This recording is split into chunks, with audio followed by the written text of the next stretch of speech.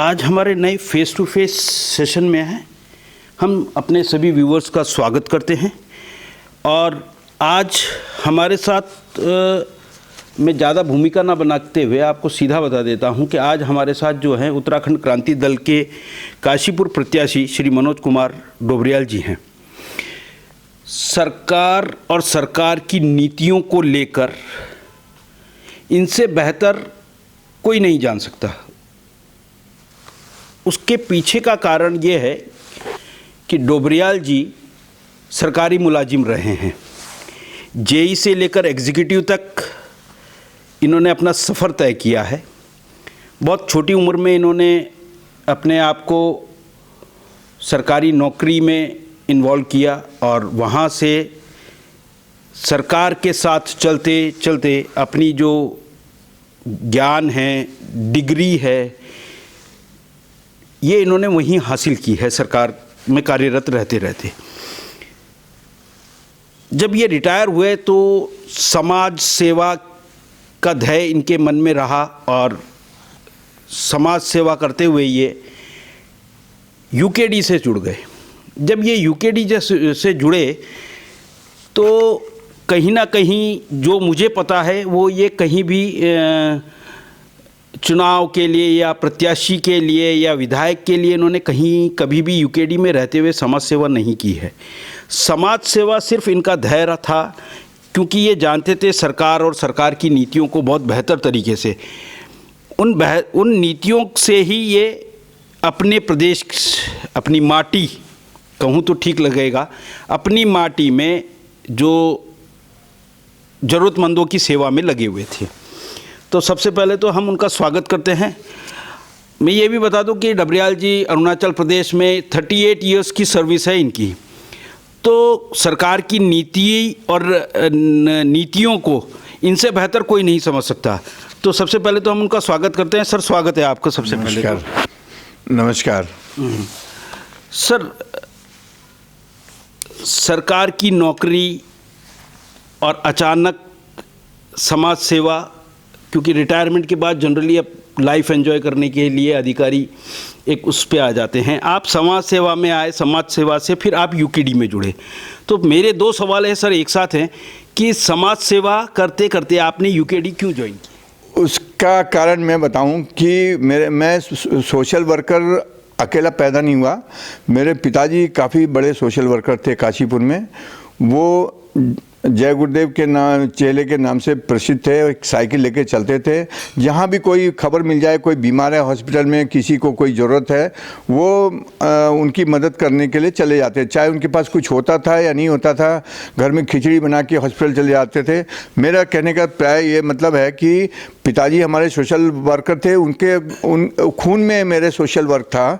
तो अरुणाचल में रहते हुए मैंने जब ये आंदोलन 94 में काफ़ी उग्र हुआ और आंदोलनकारी जो है सड़कों पे आ गए, दिल्ली तक पहुंच गए और जगह जगह उसका विरोध होने लगा सरकार का, कि उस समय उत्तर प्रदेश की सरकार थी और हमारी मांग थी कि, हमारे आंदोलनकारियों की मांग थी कि ये अलग राज्य बनाया जाए ताकि इसका विकास हो सके, जो पलायन है वो रुक सके, यहाँ पर खुशहाली हो जाए, यहाँ तरक्की करे, किसान भी तरक्की करें। तो लेकिन ये हुआ नहीं और इसकी वजह से जो है हमारे डीडी पंत जो इसके संस्थापक थे उत्तराखंड क्रांति दल के, उन्होंने 1979 में इसकी नींव रखी। लेकिन चूंकि ये इंटेलेक्चुअल लोगों का ग्रुप था, बुद्धिजीवी लोगों का ग्रुप था, तो वो राजनीतिक तो थे नहीं। उन लोगों ने सपना देखा कि उत्तराखंड राज्य अगर अलग हो जाता है तो हम इसका विकास कैसे करेंगे। इसीलिए इस उत्तराखंड क्रांति दल की स्थापना हुई। अब मैं क्यों आया, ये बात इसी आंदोलन के पीछे छिपी हुई है। क्योंकि जब मैं अरुणाचल प्रदेश में जॉब में था तो मैं रोज़ खबर मुझे मिलती रहती थी कि वहाँ पे ऐसे आंदोलन कर रहा है, उत्तराखंड के लोग अपने अलग राज्य के लिए संघर्ष कर रहे हैं। तो मैंने जो है, मेरे दिल में उसी समय इच्छा हुई कि जब मैं जाऊंगा अपने रिटायरमेंट होकर के जब मैं काशीपुर जाऊंगा तो मैं यूकेडी ज्वाइन करूंगा। और साथ में मेरे पिताजी का भी प्रोत्साहन था कि बेटे जब भी तुम किसी राजनीतिक पार्टी से या किसी सोशल वर्क में इन्वॉल्व होगे तो यूकेडी को हमेशा सपोर्ट करना है। इसलिए जब मैं काशीपुर आया तो मैंने देखा, मैं ऑफिस में जाता था, हमारे काम नहीं होते थे, हमारे मतलब इतने बड़े पोस्ट से रिटायर होने के बावजूद हम जो हैं एक आम आदमी की तरह खड़े रहते थे ऑफिस में जा कर के। एक बाबू जो है हमको 4-4 बार 5-5 बार घुमा देता था छोटे छोटे कामों के लिए। तो मैंने देखा कि यहाँ की व्यवस्था बहुत ख़राब है। और साथ ही साथ मैंने ये भी देखा कि काशीपुर जो है कोई हमारा रिश्तेदार आना नहीं चाहता है, इतना गंदा है, हर जगह कूड़े के ढेर हैं, गड्ढे हैं, पानी जमा है, ड्रेनेज की प्रॉब्लम है, रोड की प्रॉब्लम है, शिक्षा की प्रॉब्लम है, स्वास्थ्य की प्रॉब्लम है, मतलब प्रॉब्लम ही प्रॉब्लम है। तो मैंने निश्चय किया, क्योंकि अगर मैं कोई राष्ट्रीय पार्टी ज्वाइन करता तो मैं भी उनका पिछलग्गू हो जाता। मैं भी जो है पार्टी लाइन में आके बस चुपचाप हाथ जोड़ करके और नेताओं के स्वागत में लगा रहता है। मैंने कहा नहीं, मुझे यूकेडी ज्वाइन करना है। यूकेडी ने राज्य बनाया था, अब हम ही इसको बचाएंगे। इस उद्देश्य से मैंने यूकेडी में, जबकि यूकेडी एकदम प्राय फ्लॉप हो गई थी, यहाँ पे उसका नामो निशान भी लगभग ख़त्म ही हो चुका था, एक भी एमएलए की सीट नहीं थी। उस समय मैंने ज्वाइन किया और मैंने ये प्रण किया कि मैं इस पार्टी को खड़ा करके दिखाऊंगा। सर, बात अगर हम यूकेडी करें तो यूकेडी जब से हम उत्तराखंड बना है उसके बाद लगातार एक ही बात देखी गई है और सामने आई है कि ये उत्तराखंड जो इंटेलेक्चुअल पब्लिक उसके अंदर थी, जो लोग थे, वो आपस में ही लड़ झगड़ कर आज इस स्थिति में आ गए हैं कि एक भी विधायक उत्तराखंड से उनका नहीं है। ऐसी स्थिति में आप अपने आप को, जहां पब्लिक का सपोर्ट नहीं है, ऐसे में आप अपने आप को कैसे इस काशीपुर के अंदर लेके जाएंगे और पब्लिक से किस तरीके से आप इंटरेक्ट कर रहे हैं? देखिए, एक बात तो साफ है, पब्लिक सब जानती है उत्तराखंड की कि राज्य बनाया था उत्तराखंड क्रांति दल ने। हाँ, इस बात में भी सच्चाई है कि उत्तराखंड क्रांति दल के जो नेता थे, जैसे कि मैंने आपको पहले भी बताया कि इसमें अधिकतर इंटेलेक्चुअल लोग शामिल थे, कोई भी राजनीतिक लोग नहीं थे। और बहुत कम लोग थे राजनीतिक जिन्होंने अपने टैलेंट कहिए या अपने पॉलिटिकल क्वालिटी की वजह से उन्होंने 4 सीट हासिल की। और चूंकि वो लोग पॉलिटिकल थे, उनका उद्देश्य सिर्फ सत्ता में पहुंचना था, उनका उद्देश्य। उन लोगों ने ही हमारी पार्टी को डुबोने का भी काम किया।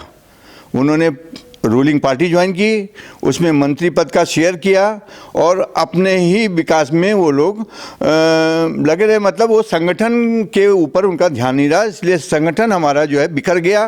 कोई बीजेपी में चला गया, कोई कांग्रेस में चला गया, लेकिन अधिकांश इस पार्टी के अधिकांश लीडर अभी भी इंटेलेक्चुअल हैं और वो राजनीतिक नहीं होने की वजह से ये पार्टी दोबारा खड़ी नहीं कर पाई। और इसका एक और कारण आप ये भी मान सकते हैं कि धन बल की भी हमारे पास कमी थी, लेकिन वो सेकेंडरी है। अगर हमारे लीडर पब्लिक के बीच में, जनता के बीच में जाकर के संवाद करते, उनके साथ मिलते, जैसे कि मैं जा रहा हूं, मैं आपको काशीपुर में बता दूं कि मैं बहुत लोगों के साथ मिला हूं और हर लोगों का मुझे सपोर्ट मिल रहा है। सब कह रहे हैं कि इस बार यूकेडी का विधायक जीतना ही वाला है। यहाँ पे मुझे इतना कॉन्फिडेंस आ गया लोगों से मिलने के बाद। वो कहते हैं कि आप पहले क्यों नहीं आए, आप पहले आते तो आपका यूकेडी आज तक सरकार में होता और हमारा उत्तराखंड कितना डेवलप कर गया होता। लेकिन कहते हैं ना, देर आए दुरुस्त आए। ऊपर वाला भी जो है टाइमिंग सेट करता है। मेरा आना अभी ही नियति थी, नियत के हिसाब से मेरा पदार्पण हुआ और मैं अब ये पीछे मुड़ के नहीं देख रहा हूँ कि हमारी पार्टी ने पीछे क्या किया, कैसे पार्टी डूबी। इन सब बातों में मैं बिल्कुल नहीं जा रहा हूँ। मैं उस चैप्टर को बिल्कुल आंख बंद करके बंद कर चुका हूँ। मैं तो आगे देख रहा हूँ और पॉजिटिव होकर देख रहा हूँ कि मैं अपने उत्तराखंड का विकास कैसे कर पाऊँगा, अपने और साथियों को कैसे एनर्जाइज कर पाऊँगा। ये मेरा जो है एम है। सर, अभी आपने कहा कि फंड की कमी है, धन बल आपके पास अभी पूर्ण नहीं है। आज की तारीख में अगर चुनाव लड़ा जाए तो बगैर धन बल के नहीं लड़ा जा सकता है। ऐसी स्थिति में अगर क्या आप वाकई मानते हैं कि पब्लिक में अगर धन बल नहीं होगा तो पब्लिक क्या आपके साथ नज़र आएगी? जी हाँ, देखिए, पब्लिक भी जो है वो भी, उसके पास भी दिमाग है। कहा गया कि मनुष्य जो है बुद्धिजीवी है, नहीं तो जानवर है। अगर बुद्धि ना हो मनुष्य के पास तो वो जानवर समान है। Man is a social animal. किसी फिलोसफर ने कहा है कि ह्यूमन बीइंग जो है वो एक सोशल एनिमल है, यानी कि हमारे पास सोसाइटी का एक अंदर में है। लेकिन क्या होता है ना कि ये लालच भी जो है बहुत दिनों तक कायम नहीं रहती है।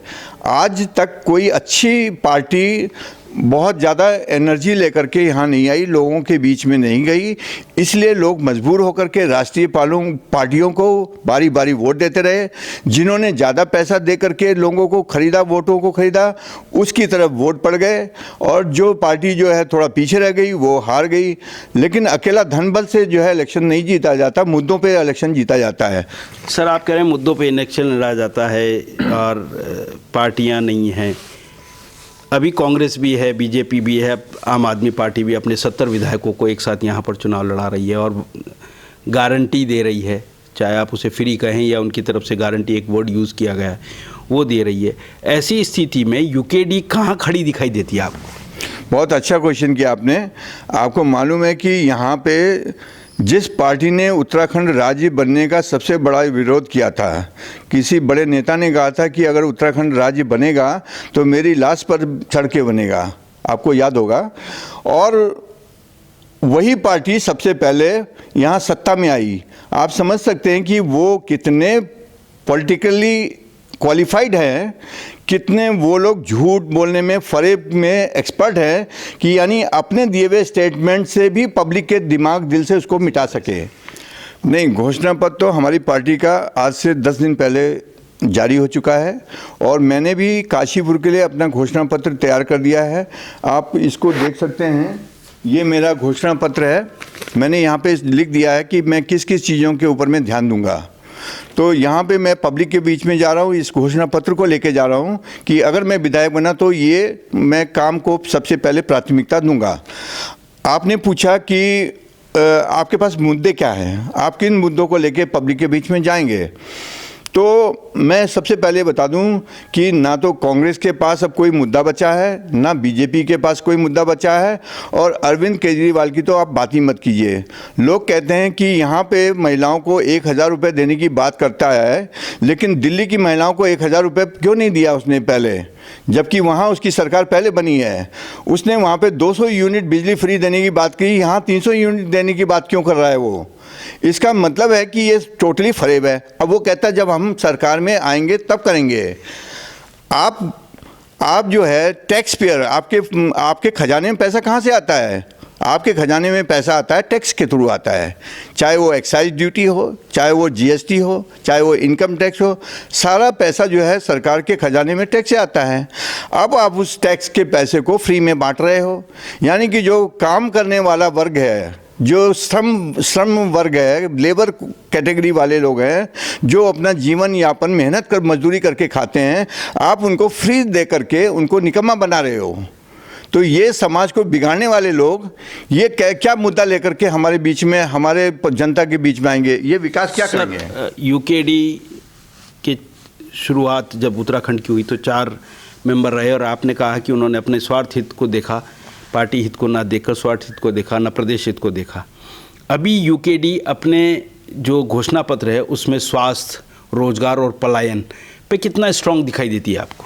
देखिए, हमारा मानना है कि हमने दुनिया भी देखी है, सिर्फ इंडिया के बारे में नहीं जानते, हम पूरे विश्व के बारे में जानते हैं कि वो कैसे डेवलप कर रहे हैं, कैसे उन्होंने डेवलप किया अपने एरिया को। सबसे पुराना जो है खंड जो है वो भारत है, सबसे पुराना है। हमारे जो धर्मशास्त्र हैं, हमारे शास्त्रों में के अनुसार भारत जो है सबसे पुराना है, लेकिन विकास के मामले में हमारा भारत सबसे पीछे है। उसकी वजह क्या है? उसकी वजह यही है कि राजनीतिक पार्टियों ने यहाँ के रिसोर्सेज को मिसयूज़ किया है। मैं आपका ध्यान उस ओर केंद्रित कराना चाहता हूँ कि यहाँ पे कांग्रेस ने बहुत साल राज किया इंडिया में, उसके बाद 10 साल जो है यहाँ पे राज किया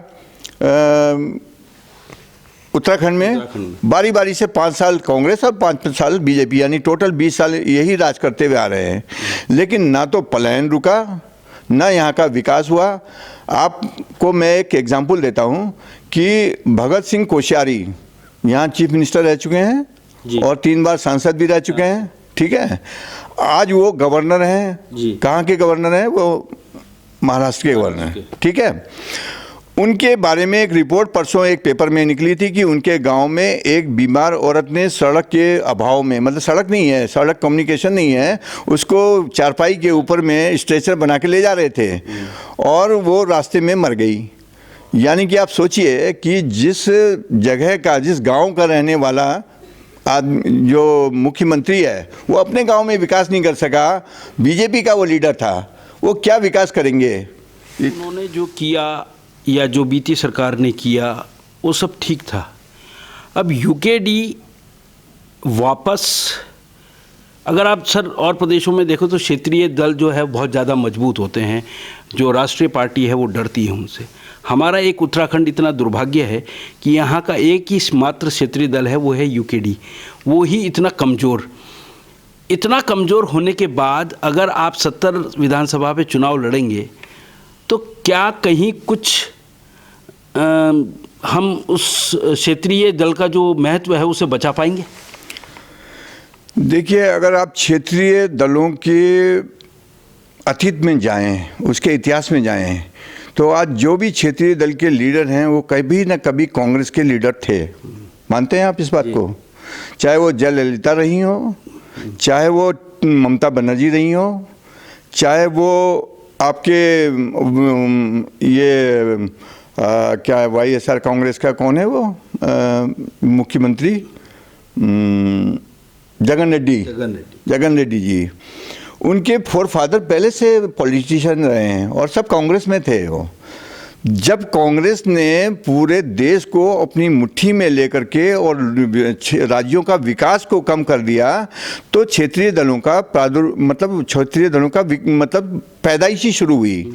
इसी के कारण से हर जगह क्षेत्रीय ताकतें आनी शुरू हुई और उन्होंने बेहतर काम किया, राष्ट्रीय पार्टियों से बेहतर काम किया।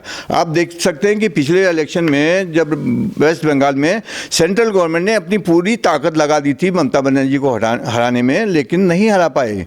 ममता बनर्जी बहुत बढ़िया मेजॉरिटी से जीत के आई। इसी तरह जगन रेड्डी जी भी वो इतनी एब्सोल्यूट मेजॉरिटी लेकर के आए। मतलब क्या है कि वो काम अच्छा कर रहे हैं, इसीलिए तो जनता उनको वोट दे रही है। उनके पास तो कांग्रेस से पैसा कम था, बीजेपी से कम पैसा था। सबसे ज़्यादा पैसा किसने कमाया? सबसे ज़्यादा कांग्रेस रही सरकार में, ऑब्वियसली उनके पास पैसा सबसे ज़्यादा है। फिर बीजेपी जो है 10 साल से है, उनके पास सबसे ज़्यादा पैसा है और सेंट्रल गवर्नमेंट चला रही है, उनके पास पैसे की कमी नहीं है। लेकिन क्षेत्रीय दल फिर भी जो है सक्सेस हो रही है। इसका कारण है कि जनता समझती है, जनता जानती है कि जो विकास करेगा उसी को जो है जिताना है। अब आप कहेंगे उत्तराखंड में क्यों नहीं हुआ? तो उत्तराखंड में मेरा मानना यही है कि यहाँ पे जो भी उत्तराखंड क्रांति दल के फाउंडर मेंबर थे वो लोग कांग्रेस के ना थे ना बीजेपी से थे। वो लोग यहाँ पे इस राज्य को बनाने में जिन्होंने जो आंदोलन किया वो सब नॉन पॉलिटिकल थे, सब बुद्धिजीवी वर्ग के थे। यही कारण है कि यहाँ पे यूकेडी बहुत साल तक सुषुप्तावस्था में रहा। लेकिन कहते हैं ना, जब नींद खुले तभी सवेरा समझो। तो अभी नींद खुली है यूकेडी की। यूकेडी ने देखा है कि जिस राज को उन्होंने बनाया वो लगातार जो है बर्बादी की ओर बढ़ रहा है। तो अब इंटेलेक्चुअल लोगों ने फिर एक आवाज़ उठाई कि नहीं, हम लोगों ने राज बनाया था, हम ही इसे बचाएंगे। और इस मुहिम के साथ हम जनता के बीच में जा रहे हैं और हम जो है कोशिश करेंगे कि हम लोग भी पॉलिटिकल बन जाएं। लेकिन चूंकि हमारा जो अंतःकरण है, हमारा जो कॉन्शियस है, वो ये बात अलाउ नहीं करता है। हम ईमानदारी से जाएंगे, हम किसी को फ्री का कोई लालच नहीं देंगे, हम उनको सक्षम बनाएंगे, हम विकास करेंगे ताकि पलायन रुके, बल्कि रिवर्स पलायन हो। जो हमारे भाई नीचे जा चुके हैं वो वापस लौट के आए, यहाँ इतनी प्रोस्पेरिटी कर देंगे, पैसे की कोई कमी नहीं है। हमारे 1.5 लाख करोड़ रुपए आज भी हमारे जो बंटवारा हुआ ये यूपी गवर्नमेंट के पास में है। यहाँ भी बीजेपी, वहाँ भी बीजेपी, सेंट्रल में भी बीजेपी।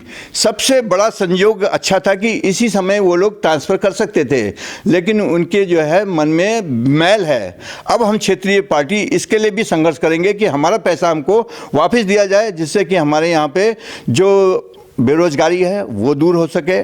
हम किसानों के लिए भी हमारे बहुत अच्छे प्लान हैं।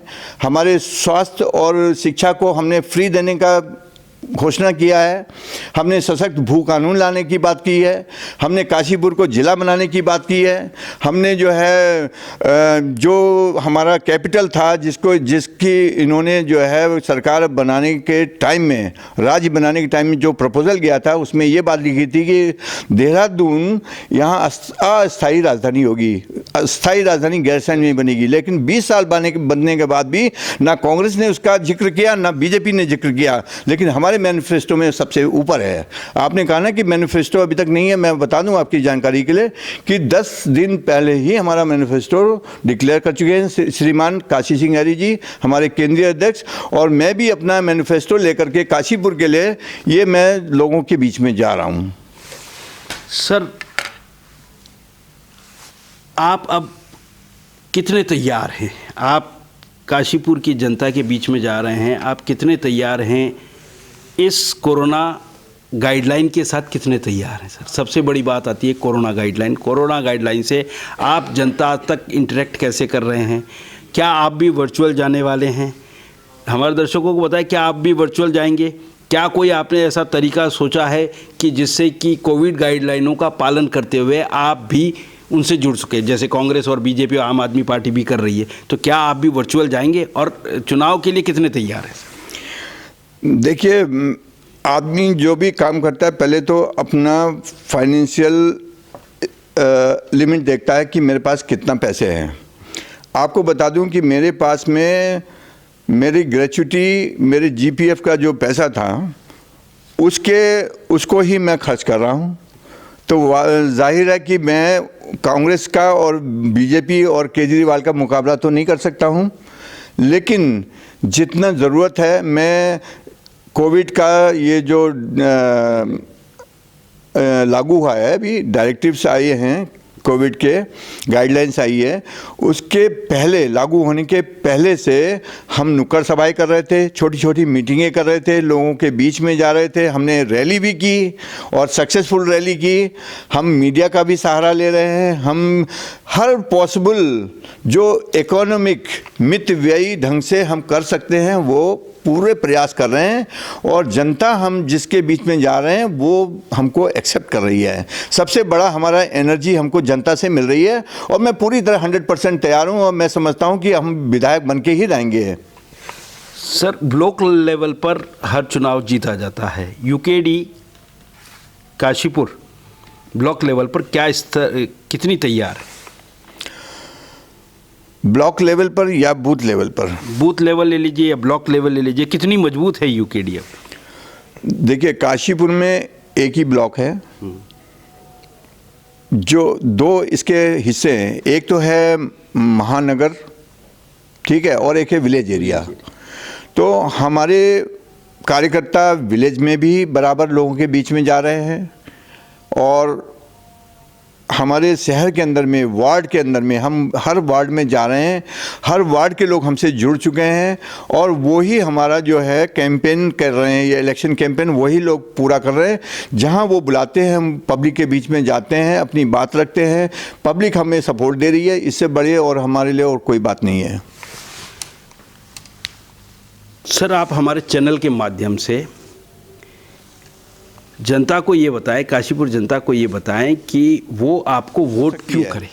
सर, जनता से कैसे अपील करेंगे कि वो यूकेडी को वोट करे या आपको वोट करे? काशीपुर की जनता हमको इसलिए वोट करे कि एक तो मैंने बताई दिया आपको कि यहाँ का विधायक से लोग त्रस्त हैं, पहली बात। दूसरा चीज़ है कि यहाँ पे जो भी पार्टी है उसमें कांग्रेस में ले लीजिए तो 8 कंटेस्टिंग कैंडिडेट के लिए एप्लीकेंट हैं। इसी तरह बीजेपी में भी 8-10 कैंडिडेट हैं, अभी तक उनका टिकट फाइनलाइज नहीं हुआ। और मैं तो संगठन बनाने के लिए निकला था, मैं तो विधायक के लिए था ही नहीं।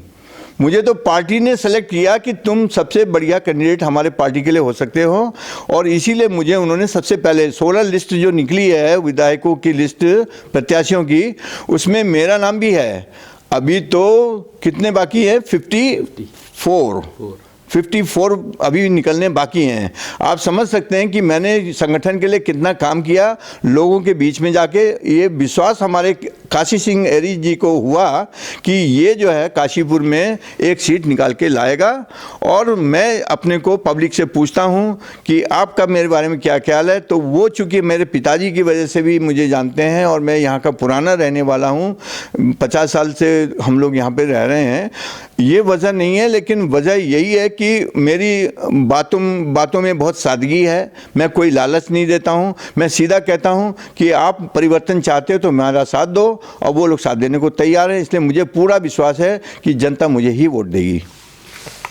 तो ये थे हमारे साथ यूकेडी के काशीपुर प्रत्याशी श्री मनोज कुमार डोबरियाल जी। आपने ये देखा कि कहीं भी वो राजनीतिक पहलू को छू नहीं पाए। कारण है कि वो राजनीति यूकेडी करती नहीं है, जैसा वो कह रहे हैं कि इंटेलेक्चुअल लोगों की यूकेडी है। तो कुल मिला के जो मेरा एक सवाल था कि आपको क्यों दिया जाए, तो उनका जो जवाब था, जिससे मैं समझ पा रहा हूँ सर कि विकास परक सोच की वजह से आप जनता को ये कह रहे हैं कि मेरे पास विकास परक सोच है और सरकार की नीति और नीतियों को मैं बहुत बेहतर से समझता हूँ, इसलिए आप मुझे वोट करें। यही एक था। तो आज के हमारे जो फेस टू फेस कार्यक्रम के थे मनोज कुमार डोबरियाल जी, हम उनको धन्यवाद करते हैं। सर धन्यवाद। नमस्कार।